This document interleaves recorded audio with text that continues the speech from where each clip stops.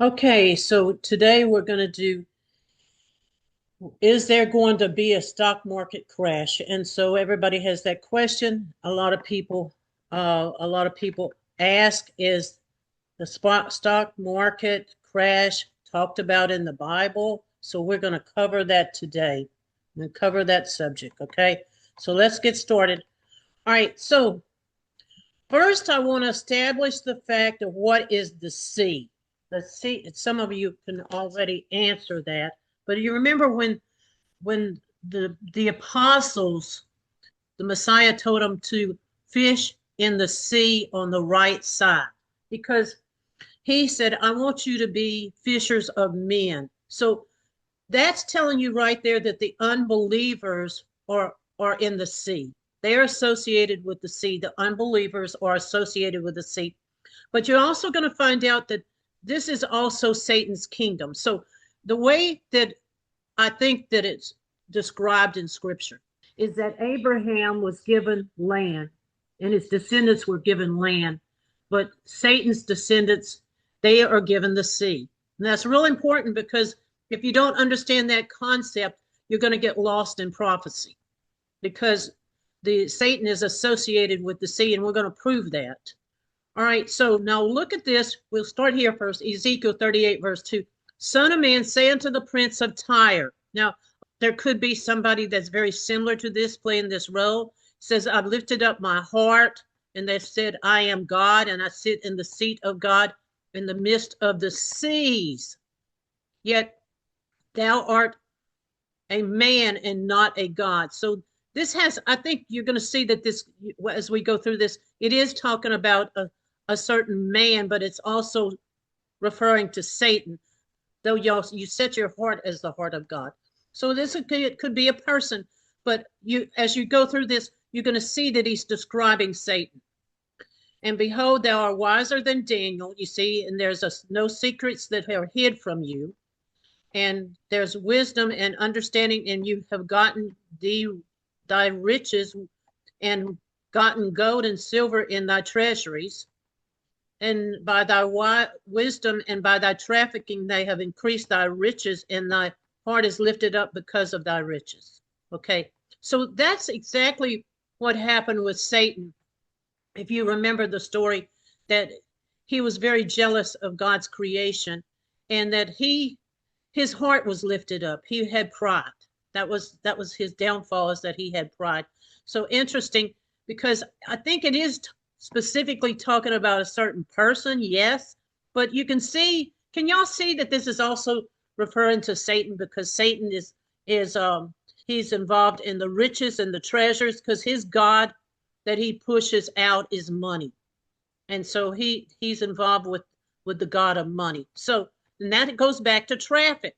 See, traffic always has to do with trade. When you see the word traffic, that's talking about trade. Because thou had set thy heart as the heart of God. So he's telling you right here that there's going to be a person who is going to be actually the prince of Tyre, but they have a lot of pride. Now, that can actually, I think, talk about Donald Trump in a large extent. Do y'all see that? I think this could also fit Donald Trump really well, because he has a lot of pride in his heart too. All right, and I'm not trying to judge people. I'm just saying, I'm just pointing out a fact. Verse 7, behold, therefore I will bring strangers upon thee, the terrible ones of the nation, and they will draw a sword after thee against the beauty of thy wisdom, and they shall defile thy brightness. Okay, so that is the war that's coming against Israel. That is that war. And so he's really telling you that there's going to be a man who plays the role as a prince of Tyre. Now, Tyre, like we said, is associated with the sea. Do y'all see that? Because Satan is associated with the sea, and the Father is associated with land. And it's funny that 3/4 of the world is water and 1/4 is land. And it's also interesting that 1/4 of the land mass is for the land of Israel. I'm talking about all the tribes that are Christian nations. Okay, so how is that? Is that not a paradox? I think it is. So I will bring you down to the pit, which is going to be Satan's reward, right? That's how he's going to be punished. He's going to be put in a dark pit and shall die the death of them that's slain in the midst of the sea. And so this person will die. He's going to be slaughtered in the midst of the sea. So this has to do with this person that is the Prince of Tyre. Now, I'm just saying it parallels to Satan because this is the same story with Satan. Now we're going to talk about, so Deuteronomy 28 verse 17, cursed shall be thy basket and thy store. Now your basket and your store is where you go and buy your food. And it says that's the place that's going to be cursed. Now this chapter, Deuteronomy 28, is tied to Leviticus 26. Leviticus 26, we've gone over that. You have 5 sets of 7-year periods that are curses. And the last one is the final one, which ends in the war, okay? Now, the first one will start with 2001. That first set of 7 years will start in 2001 with the 9/11 event. And so when you go to read that, you'll notice that the parallels are identical to all the time frames that have happened since 2001. So this is a curse for our land, that there's not going to be food in the stores. Now, that's what it's saying. There's not going to be food in the stores. There's something that's going to cause that. Do y'all understand that there's something that causes them? All right, so we're going to start here. Isaiah 21, my favorite chapter. It's my favorite chapter. I'm telling you, I love this chapter. I can read it over and over again. The burden, which you may as well say the word curse, upon Arabia in the forest of the Arabian they shall lodge, oh, you traveling companies of Denim. Now, Denim would have been one of the tribes of Ishmael. And Arabia, you see, it's associated with people out of the Middle East. And they lodge in a temporary place, temporary dwelling. And they travel, it says, and they travel somewhere. They're traveling somewhere. So it's possible that the people that came across the border into this country, this is referring to them, that many of them are in temporary place. They could be causing us grief later on. We don't know that for a fact, but this is what it's referring to. And this is referring to the people that cross the border. That's who it is. They come out of Arabia. They came out of the Middle East. Many of them were terrorists that came across that border, and that's what it's trying to say. And they came into America. Now, and that would be their temporary dwelling place. Do y'all see what I'm saying? You see, they're traveling. And this whole thing is associated, Isaiah 21, with America. Now, this is interesting. Now, verse 14, and the inhabitants of the land of Teman brought water to them that were thirsty. So somebody's going to be thirsty, and somebody's going to need bread. And the land of Teman has something to do with it. So it says they brought them water and prevented their bread from him that fled. So something that these people do from this land of Teman is going to cause a bread shortage in this country. That's what that seems to be saying.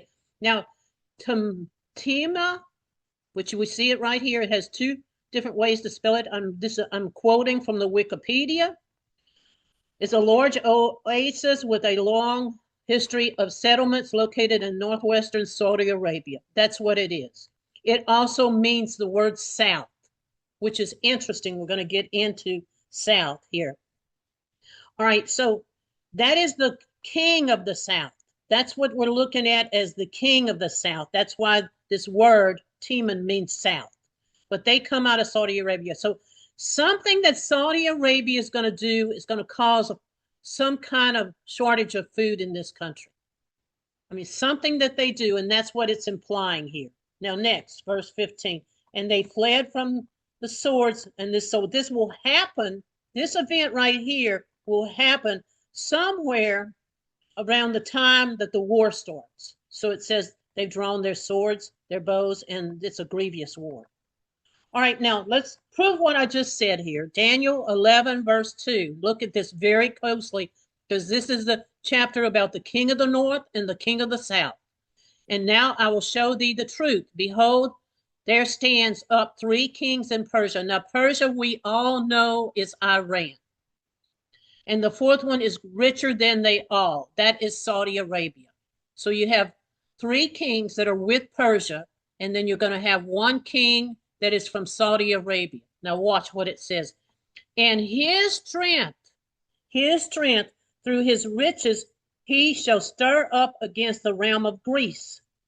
All right, so who is Greece? Who is playing the role of Greece? So when we read Daniel chapter 8, it's the story of Alexander the Great. Alexander the Great was the king of Greece, and he established the first world ruling empire. And so it's referring to him. It's referring to him. Now, this would not just include America, because I think it's talking about the king of the north right here. This would not include America. This would also include the other nations that go into the Middle East to fight a war. And so that's probably the UN forces, and that's probably what it's referring to. That's why they're calling it Greece, because the UN is a type of a world ruling government. And that's what it is. It's a world ruling government. We haven't had one since Alexander the Great. So that's why the analogy has been drawn right here to the king of the north being from the realm of Greece. He's going to be there's a pattern to him and the pattern to this king of the north. So I'm going to prove it to you now.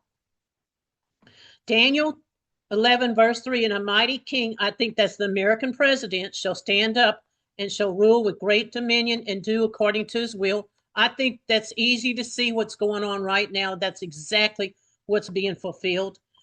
In Daniel 8, verse 5, now watch this verse. And this is the chapter that talks about Alexander the Great. But this verse right here tells you it's more than Alexander the Great. Because Greece was in the eastern part of the world. Greece was on the Mediterranean Sea. She is in the eastern part of the world. Now look what this verse says.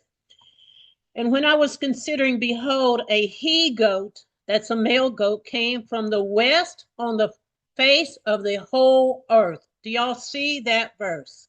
So it cannot be referring to Greece and Alexander the Great. So you can't go back and say that Daniel 11 was fulfilled because of this verse right here, because he's saying that the he-goat is coming from the whole western part of the whole world. And it's critical verse, meaning that they have to come out of the west. This king that we're talking about in Daniel 3 has to come out of the west. He doesn't touch the ground, so it's an air war, probably with planes. And the goat has a notable horn between his eyes. That is the king. And now verse 8:8, therefore the goat waxed very great. I think that could easily be our president. And when he was strong, a great horn was broken, for it came up 4 notable ones toward the 4 winds. Well, we know in history that when Alexander the Great died, and that was referring to him, when he died, his 4 generals took his place, but they actually took it away from his wife and his baby son. So that's the whole story. They killed the baby son and the wife. And so in our history, in our time, I think that you will see, as much as I hate to see that, the American president will probably die. And then you would have 4 generals that come up, which go back to that story in Zechariah that talks about the 4 carpenters that rebuilt.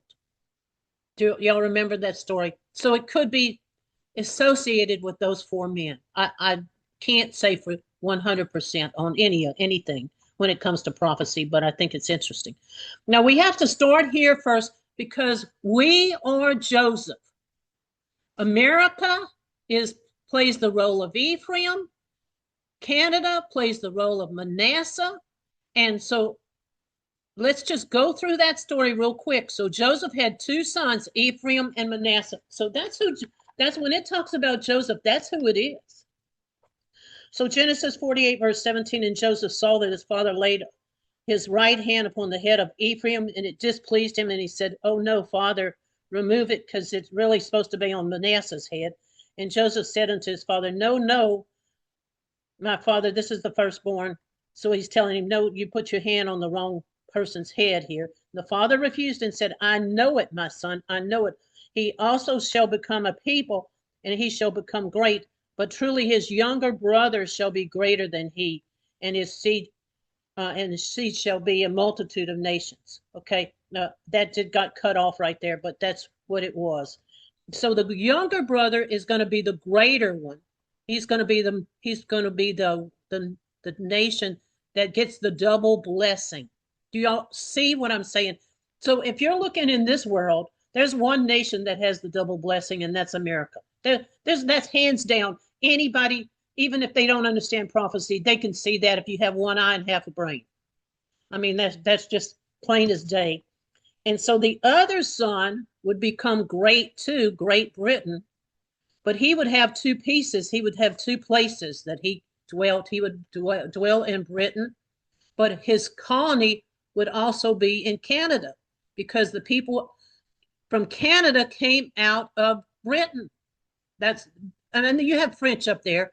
I mean, Dan could pipe up here, but I mean, you have French up there, but you basically, we're talking about a label that has been put on a nation, not nationalities of people. I'm not saying everybody in America's Ephraim. I'm not saying everybody in Canada's Manasseh. I'm saying they're playing the patterns and the roles. Now, so the first thing, if you look at Joseph's story, is that his brothers throw him in the pit. Now, I'm going to ask y'all this question. Will Europe do something that causes America to be destroyed? I mean, the pit means that you're going down, and that's your destruction. That's what it means. It also means if you're in a hole, that a hole is always refers to a financial destruction, because people who are in debt, they'll say, "I'm in a hole," right? So, I mean, that's where that come from. So it's very much possible that the people in England and Britain are going to do something that cause our downfall.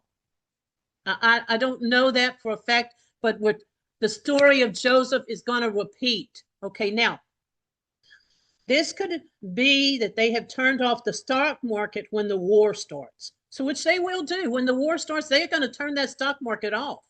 They're not going to have it running. It's going to be shut down while that war is going on. So, very much possible that's how it comes down. But it could happen right before the fall of America. It could happen right before that. You could have a stock market crash right before, but it's going to happen around that time frame. So as we read this, you're going to see this. All right, and Joseph is put in the pit. Then people come that are foreigners, and they take him out of the hole, and they put him in captivity, which is prison. Prison and captivity, it means the same thing. Then what happens with Joseph is that after the captivity, he's restored, and he actually becomes king of Egypt, which we're going to talk about.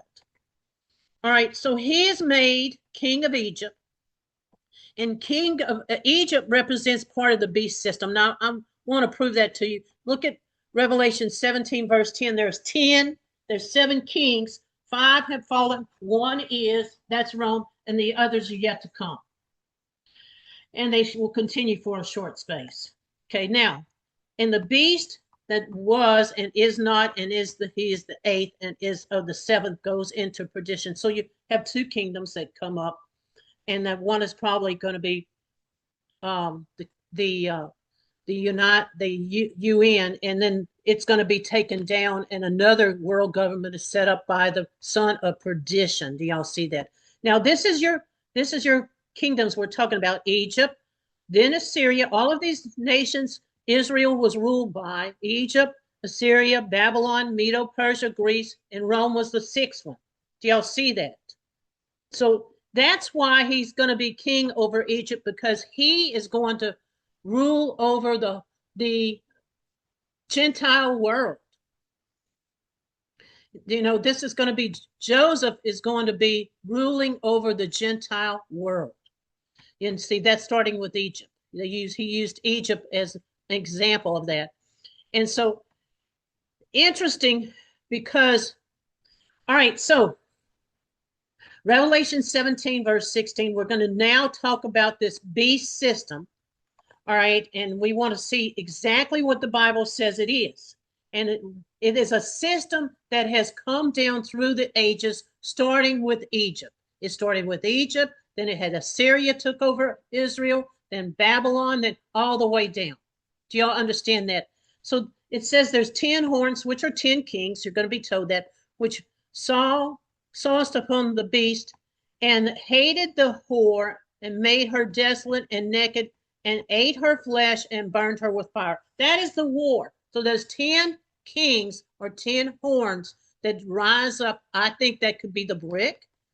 That could be the brick. And this has a double meaning because I think the CEOs are also being referred to here because they helped bring her down also. Do y'all understand that the CEOs in this country and throughout the world are very liberal, you know, have that spirit of the Antichrist and the spirit of the beast power, and they don't work with the brick necessarily, but they're doing a different job.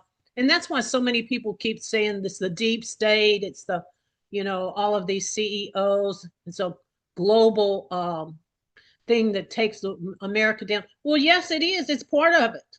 So both of these things together, I think it's both of these things, the brick and the CEOs, that take it down. She doesn't just come down just by the war. She comes down because these people have made it almost impossible to live in this country.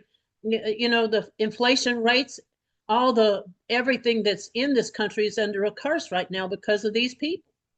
And, you know, this is one of the curses that's come on this nation for. All right, Revelations 8, verse 3, for all the nations have drunk of the wine of her wrath and her fornication. And the kings of the earth, which are these CEOs, I'm going to prove that to you. You keep this in mind because it's going to tell you the kings of the earth have committed fornication with her, and the merchants of the earth are waxed rich through the abundance of her delicacies. So through America, so many of these people will become millionaires by cheating people. I mean, not everybody, but I'm just saying, as a rule, you know, the cost of everything has skyrocketed. So what it's really saying here is that the kings of the earth and the merchants of the earth have become rich through America, because and this is what it's referring to. They have drunk with the wine of her wrath.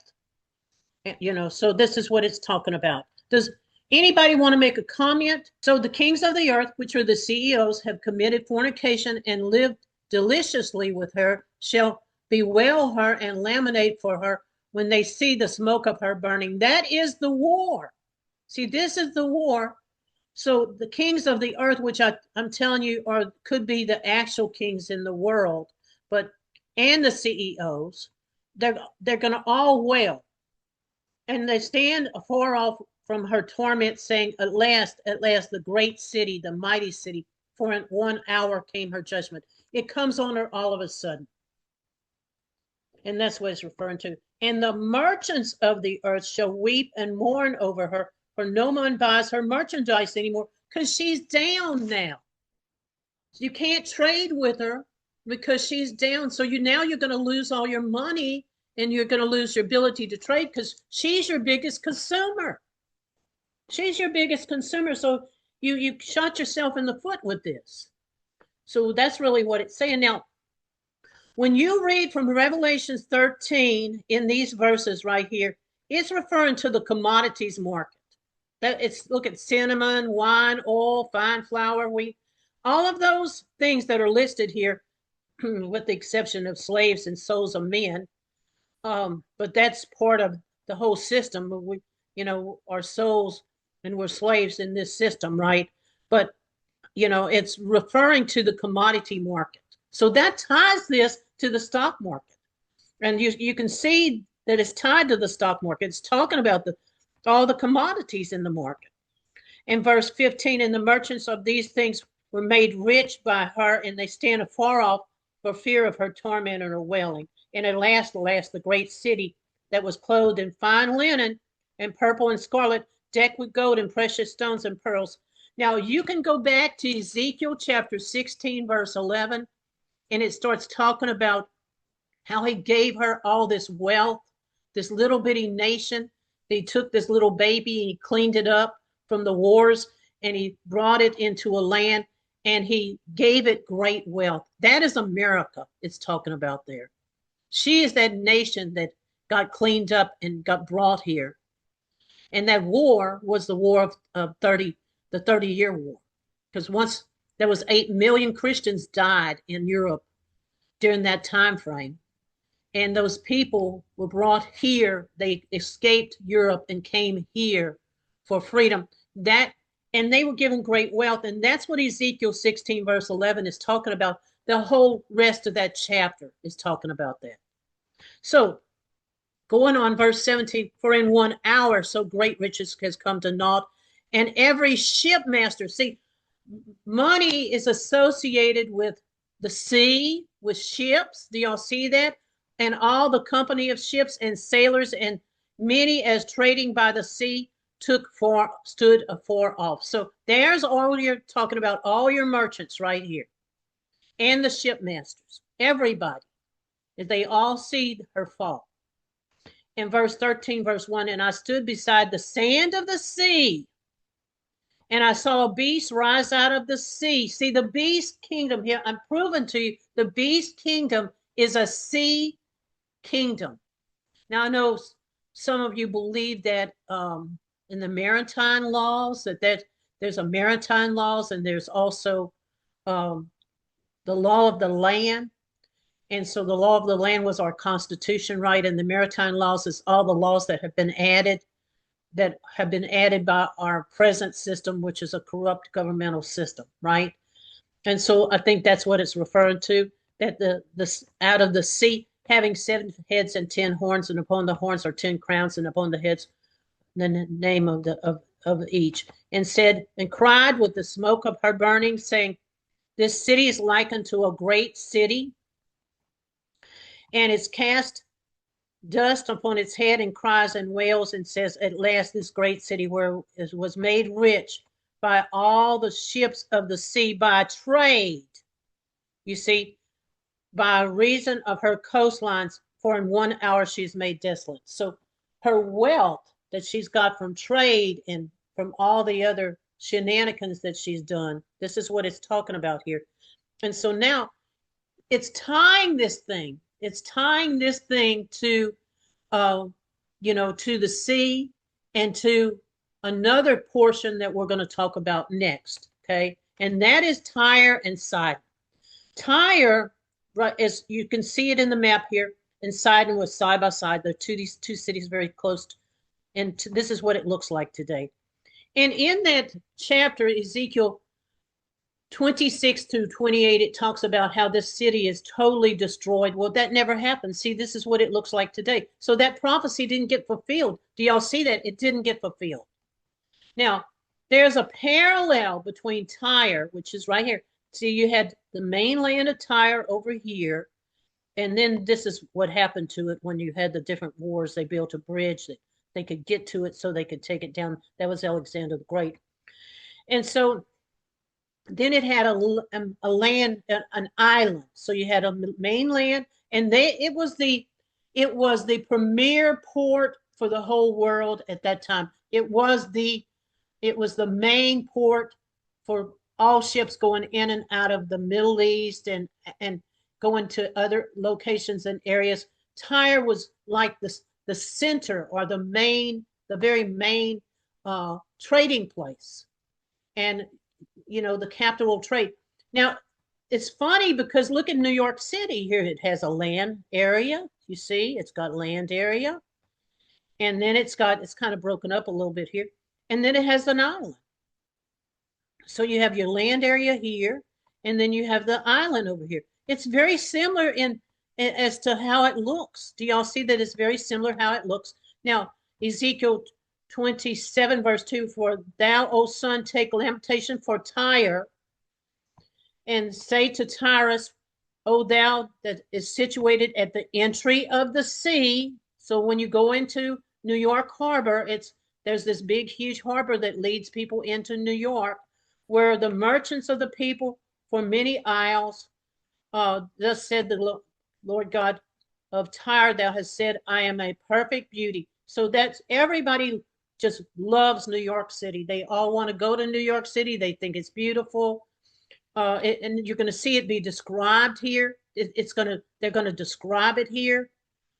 And it's a parallel because New York City is the capital for trade in the world, just like Tyre was capital for trade in their world.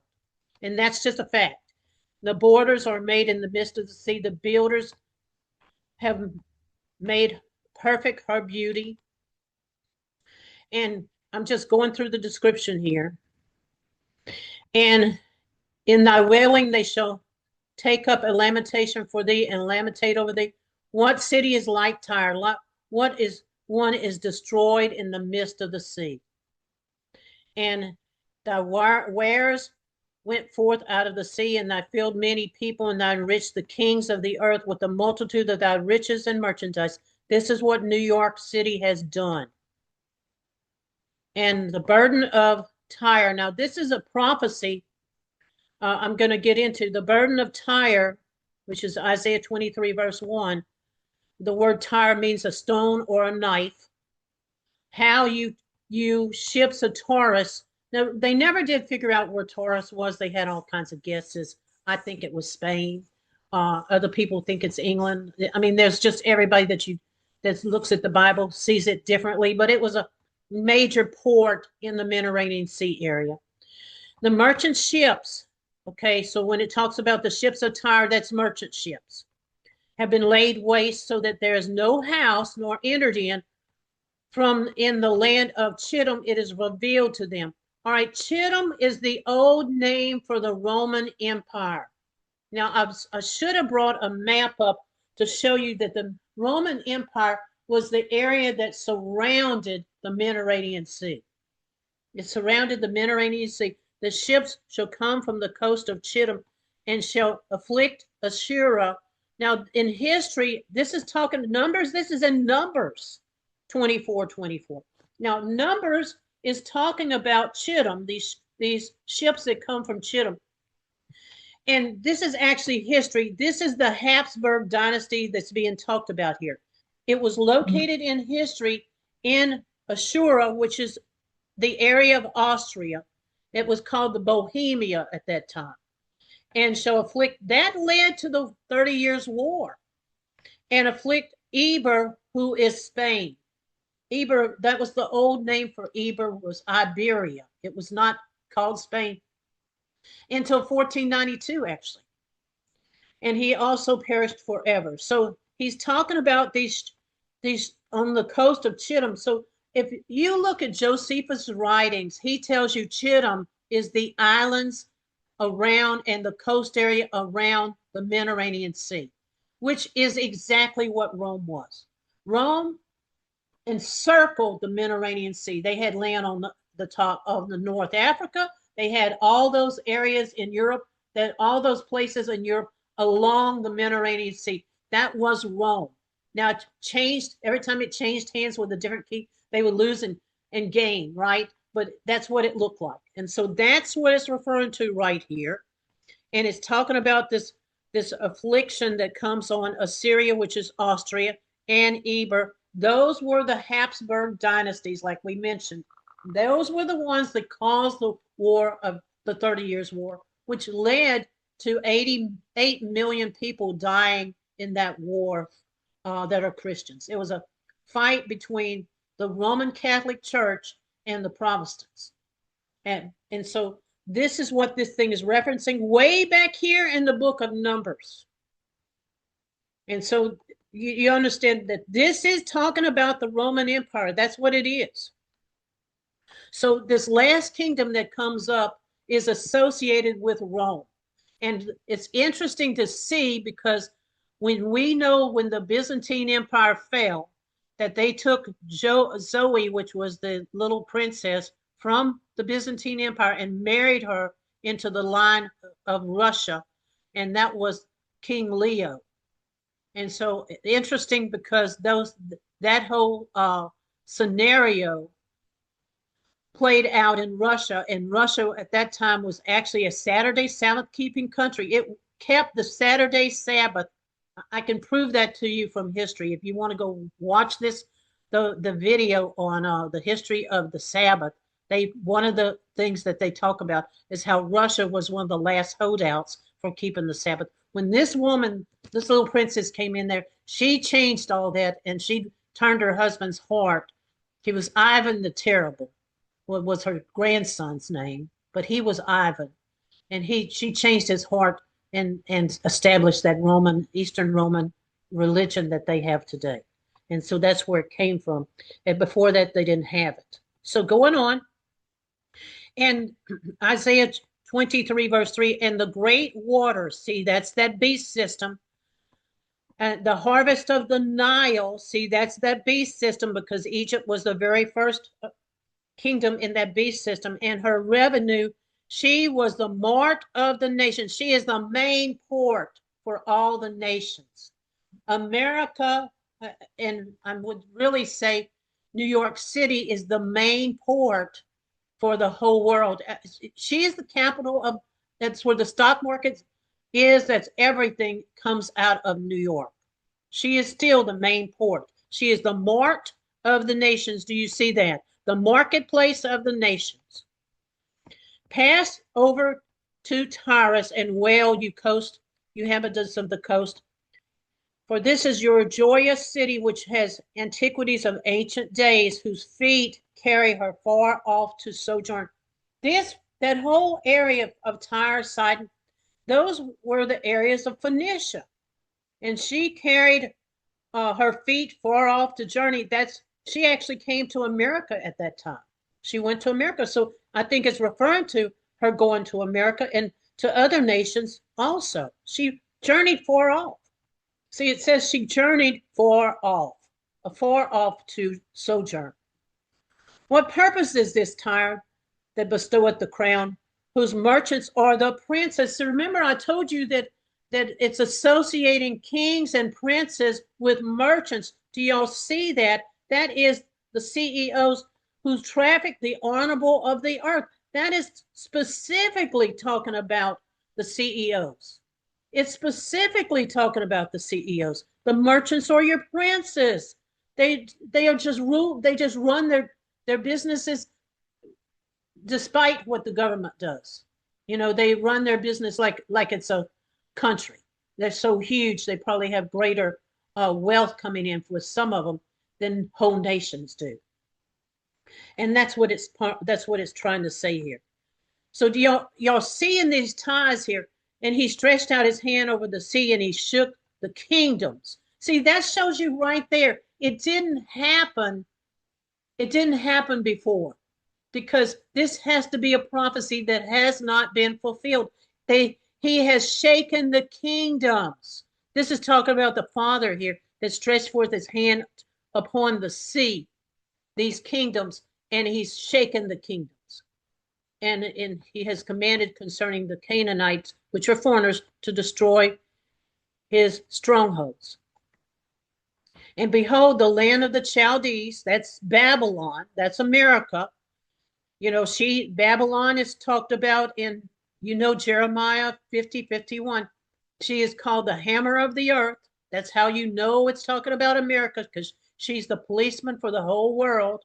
This is the people that was not. Assyria designated it for a wild beast, and that's talking about what's going on in this country.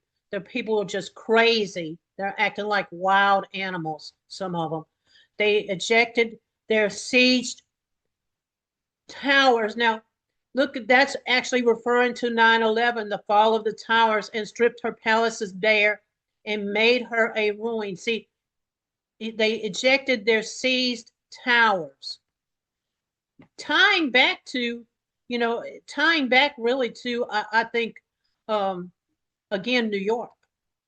Well, you ships of Taurus, which are merchants, for the stronghold is laid waste. The stronghold is America. So the merchants are a part of this fall. Well, O ships of Tyre, that's the merchants, for your stronghold is laid waste. All right, now it could be that the stock market causes this, because this is symbolic language. Okay, so that's the same verse. Now, this is the part I want to get to, verse 15. And the day Tyre will be forgotten for 70 years. Well, that was prophetic. That was a prophetic thing that happened with the old Tyre. When Alexander the Great came in there, he took down Tyre. Like the day of one king, in 70 years it will happen to Tyre in the song of a prostitute. Now, it could be that New York City is laid waste and that she's allowed 70 years before she can be rebuilt. I don't know the answer here. I don't know the answer, but it could be another prophetic meaning. Doesn't talk about, that's not America having to wait 70 years. That's a city having to wait 70 years.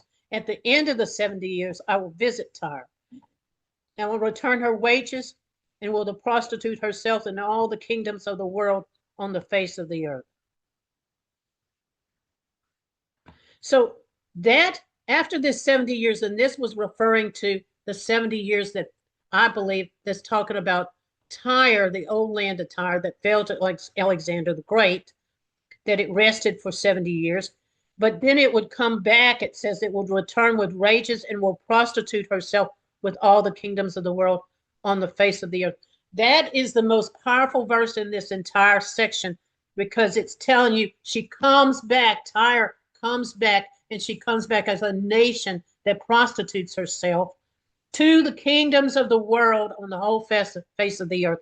That did not happen in the Middle East. No, ma'am, it does not happen in the Middle East. That can only be referring to a future event. And we are the nation that has prostituted ourselves to all the nations of the world. We've gone in and made deals. And so that making of the deals, a lot of that has been done with the intention of pushing in some of the most ungodly things and abominable things there is. But these people are willing to sign off on it to get our money. And so that can only be fulfilled. Do y'all see? That's an end time fulfillment. It cannot be fulfilled before, because Tyre didn't cause and prostitute herself to all the kingdoms of the face of the earth. She may have went to some of them, but she there's no way that this has been fulfilled. It says she will return. Do you see that? She's been down for 70 years. She will return. So she returns as New York City is what she does. And thus said the Lord, I will make thee a desolate city, all the cities that are not inhabited, when I will bring the deep upon thee. Now that's the deep state, and the great waters shall cover thee. Now, the great waters, it could be that there is a tsunami that wipes this place out, New York City, that just wipes it out. We're going to go through some of that. When I shall bring thee down, that descend to the pit, that's us when we go to the war and we fall. And the people of old time shall sit in the lower part of the earth and place desolate of old, and them that go down to the pit, and they shall not be inhabited. I shall set glory in the land of the living. We will become the land of the living, although we are going to be the land of the dead. Oh, make thee a terror, and there shall be no more, though that they sought for it. You shall never be found again. So this system, when it goes down, the system of the sea, which is Satan's system, it will never come back again. When the Father brings it down, it will never come back again. Now, that's what it's saying. Now, 27, Ezekiel 27:26, the roe has brought thee into great water. See, this is where Tyre was. They went out everywhere. They went to South America. They went to America. They probably went to the East. And the East, and the East wind, which is the war that comes from the East, China and Russia, have broken thee in the midst of the sea. So that war is going to come from all those nations in the east, which are part of that brick, they're going to come here and many other nations with them to fight that war. And it says we're going to be broken in the midst of the seas. And thy riches and thy merchandise, and it lists all of this stuff, and all the men of the war in thee, and all the companies which are in the midst of thee, shall fall in the midst of the sea, in the land of the ruin. Now, this is where you get to the book of Revelations, and it says that great mountain falls into the sea. That is America. The great mountain is a government. We know that that's governments, because Ezekiel chapter 17 is talking about 7 mountains. And then it comes back and it says those are 7 kingdoms. So we know it's talking about mountains. That is the fall right there of that mountain that goes into the sea. It's telling you point blank. 27 verse 3, and now Tyre, thou art situated in the interest of the sea, and thou hast been a perfect beauty, and thy borders in the midst of the sea are, thy builders have built thee perfectly. This entire chapter right here, verse 27. Now pay attention to what I'm going to tell you. It lists all the nations that trade with Tyre. It lists all the nations that trade with Tyre, and goes on for, many, many verses. I didn't bring those up, but you can go back and look at those. Those are the trade deals that President Trump has done. Though that is referring, that whole chapter right here is referring to America's trade deals. And it goes and lists every country that we make a trade deal with. Believe it or not, that's what it is. So it's incredible. It's just incredible how accurate the Bible is to tell you exactly what's going to happen. Deuteronomy 15, verse 7. If there be among you a poor man of one of thy brothers within thy gates, so if somebody's poor, thou art not harden thy heart, nor shut thy hand to the poor brother, but thou shalt open thy hand wide to him, and shall surely lend him sufficiently for his need and what his want is. And verse 9, beware that there be not a thought of wicked heart, saying the 7 years of release is in your hand, and that I be evil against the poor brother, that they give not, and he cries unto the Lord against thee, and it is a sin unto thee. So it's saying, if he comes to you and he's desperate and it's in the 7th year, you give to him, because the Father's going to bless you for that. Because see, if he only has to pay the debt 1 year, he only has 1 year of debt to pay off, and then he's released, then he doesn't get to pay the whole debt back. But the Father says, even if it's in the 7th year, loan him money. And so thou shalt surely give him. And this is the reason why we have the financial disaster that we're in, because we never cleared out the debt. Do y'all understand? The 7 years of release was to release all the debt. And so they never cleared out the debt. So that's why we have such a tremendous debt right now, because we never did that. We never practiced that. We didn't let the land rest every 7 years either. So that's why we have disaster for crops in this country. Now shall surely give him, thy heart shall be grieved when thou givest to him, because this is the thing that the Lord thy God shall bless thee. He promises, if you do this and you help your brother. See, this is how we were to use money. We were to use money to help others. That's why we were given money. So, we're going to get into some of these verses here.